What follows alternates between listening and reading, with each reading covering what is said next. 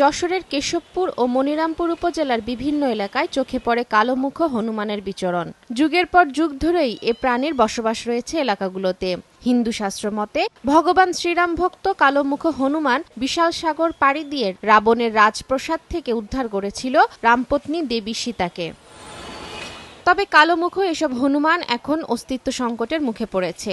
অথচ একসময় এখানকার বনবাদারে মনের আনন্দে ঘুরে বেড়াতো হনুমানেরা। স্থানীয়দের অভিযোগ, নিয়মিত বন উজাড় হওয়ায় খাদ্য ও আশ্রয়স্থলের সংকটের মুখে এলাকা ছাড়ছে এ প্রাণী। আমাদের বিভিন্ন তরি তরকারি ফল ফলা দিয়ে এগুলো ঘরের ভিতরে এসে ঢুকে খেয়ে নেয়। তাদের বসবাসযোগ্য সুইটেবল কোনো পয়েন্ট নাই, প্লাস খাদ্যের সমস্যা আছে। যেখানে যায় মারধর করে এখান থেকে খেদায় দেয়, অনেক মারাও যায়। দিন দিন হ্রাস পাচ্ছে, কারণ এখানে বড় বড় গাছ ছিল, সেই গাছগুলো এখানে নেই।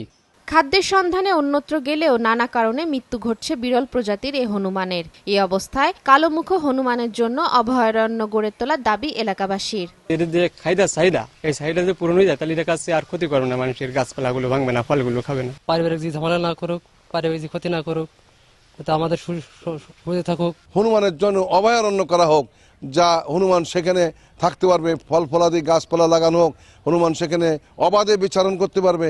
বন বিভাগের কর্মকর্তারা জানান, সরকারের উদ্যোগ থাকলেও তা অপ্রতুল। অবশ্য হনুমান রক্ষায় সব ধরনের কার্যকর পদক্ষেপ নেওয়ার কথা জানালেন উপজেলা নির্বাহী কর্মকর্তা।